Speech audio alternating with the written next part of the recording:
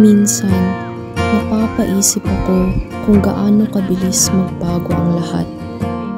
Yung dati mong nakasanayan, biglang nagiging alaala na lang. Minsan, nahuhuli ko ang sarili ko na namimiss yung mga panahon yun. At doon ko lang napagtanto kung gaano na pala kabilis lumipas ang oras.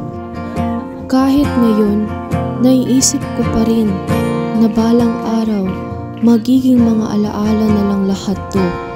Mga alaalang lagi kong babalikan. Pero siguro, ganun talaga ang buhay. Lahat nagbabago, lahat umaalis, lahat umaabot sa dulo ng isang kabanata. Siguro, ang buhay ay parang serye ng mga libro. Akala mo tapos na ang kwento, pero may panibagong kabanata palang magbubukas. Baka ibig sabihin nito kapag akala mo ay paalam na, iyon pala ay simula lang ng panibagong kabanata sa buhay mo.